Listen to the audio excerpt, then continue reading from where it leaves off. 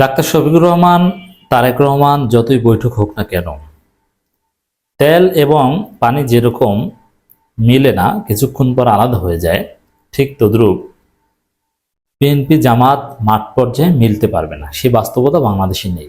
এটা তখনই সম্ভব যখন আওয়ামী লীগ প্রধান দল হিসাবে দেশে ফাংশন করবে, সবচেয়ে জনপ্রিয় বা কার্যকর দল হিসেবে ফাংশন করবে, তখনই বিএনপি জামাত জোট বা ঐক্য ফাংশন করবে।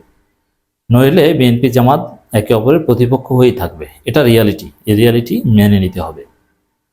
তো দর্শক, একদিকে আমরা খবর পাচ্ছি যে তারেক রহমান, ডাক্তার শফিকুর রহমান বৈঠক হয়েছে, সমঝোতা হয়েছে, এমনকি বিএনপি জামাত জোটেরও সম্ভাবনা তৈরি হয়েছে, বা আসন ভাগাভাগির সম্ভাবনা তৈরি হয়েছে, বা আসন ভাগাভাগি নিয়ে একটা মতৈক্য হয়েছে বলা হচ্ছে। কিন্তু আমরা গণমাধ্যমের খবর বা মাঠের বাস্তবতা পর্যালোচনা করে দেখছি যে বিএনপির বিরুদ্ধে চরমোনাই, জামাত, এনসিপি তারা নির্বাচনী প্ল্যান করছে। এর মানে উপরে যতই ঠিক করা হোক,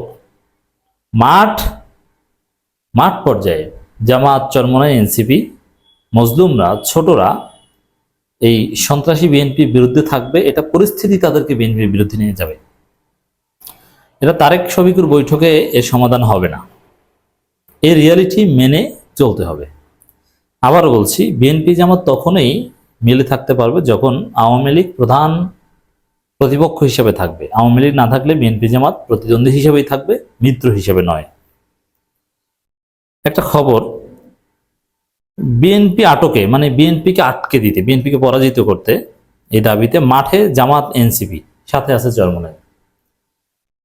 মানে বৈঠক যতই হোক, বিএনপিকে ঠেকাতে জামাত, এনসিপি, চরমোনাই সহ আরো অনেক দল একযোগে কাজ করছে। বিএনপি ঠেকাও, কারণ বিএনপি এখন জালেম, আর জালেমদের বিরুদ্ধে সব মুসলিমরা এক হবে। এটা একদম সুন্নাতুল্লাহ, আল্লাহর সুন্নাত, দুনিয়ার সুন্নাত, সুন্নাতুদ দুনিয়া। নিজেদের মধ্যে অনেক ছোট বিভেদ ভুলে যে সব মুসলিমরা এক হবে, অ্যাটলিস্ট মানসিকভাবে এক হবে। অতএব বিএনপির বিরোধিতা এটা এখন দুনিয়ার সুন্নত। এটা তারেক শফিকুর বৈঠক পরিবর্তন করতে পারবে না। যেটা বলা হচ্ছে, ছাত্র জনতার অভ্যুত্থানে ফেসিবাদী আওয়ামী শাসনের অবসানের পর রাজনীতি ক্রমেই জোরালো হচ্ছে জাতীয় নির্বাচন ইস্যু। ত্রয়োদশ সংসদ নির্বাচনের সুনির্দিষ্ট রোডম্যাপ না থাকলেও বসে নেই রাজনৈতিক দলগুলো। নির্বাচন নিয়ে বহুমুখী বিতর্কের মধ্যেই নানা কর্মকাণ্ডের মাধ্যমে সক্রিয় দলগুলো সম্ভব প্রার্থীরা BNP, Jamaat Islami, AB party, নতুন রাজনৈতিক দল এনসিপি, ইসলামী আন্দোলন বাংলাদেশ অন্য দলের সম্ভব প্রার্থীরা নিজ নিজ সংসদীয় আসন চষে বেড়াচ্ছেন। এক্ষেত্রে সবচেয়ে এগিয়ে বাংলাদেশ জামাত ইসলামী ও ছাত্রদের নতুন দল জাতীয় নাগরিক পার্টি। জামাত বেশিরভাগ আসন এরই মধ্যে অনানুষ্ঠানিকভাবে তাদের প্রার্থীদের ঘোষণা করেছে। অন্যদিকে এনসিপির গুরুত্বপূর্ণ নেতারা নিজ দলের মধ্যে যেহেতু বিরোধ বা প্রতিদ্বন্দ্বীর মুখোমুখি হতে হবে না, মনোনয়ন ব্যাপারে তারা অনেকটাই নিশ্চিত নির্ভর। এনসিপির এসব নেতা নিজ নিজ নির্বাচনী এলাকায় ব্যাপক গণসংযোগ চালিয়ে যাচ্ছে। তাদের পক্ষে তাদের সমর্থকরাও জোরে সোরে প্রচারণায় নেমেছে। সম্প্রতি দেশের বিভিন্ন অঞ্চল থেকে কাল বেলার স্থানীয় প্রতিনিধিরা খবর পাঠিয়েছেন, জামাতের সম্ভাব্য প্রার্থীরা পোস্টার, এনসিপির গণসংযোগ প্রচার চোখে পড়ার মতো। ভোটারদের মন জয় এবং ভোটারদের মন জয় করতে তারা সবাই তৎপর। কিন্তু বিএনপির ক্ষেত্রে খবর হচ্ছে, দলীয় মনোনয়ন নিশ্চিত না হওয়ার আগে তারা মাঠে নামতে চায় না। দলীয় মনোনয়ন নিশ্চিত করতে সবাই তৎপর, জনগণের কাছে যাচ্ছে না। এদিকে দেশের অন্যতম বৃহৎ রাজনৈতিক দল বিএনপির দ্রুত নির্বাচনের দাবিতে রাজপথে সরব থাকলেও এখনো নির্বাচনী প্রচারণায় নামেনি দলের সম্ভাব্য প্রার্থীরা। এখানে একটা বিষয় আছে, নির্বাচনী প্রচারণায় নামার আগে মনোনয়ন কিনতে হবে কোটি কোটি টাকা দিয়ে। বিএনপির একটা আর্ট হচ্ছে মনোনয়ন বাণিজ্য।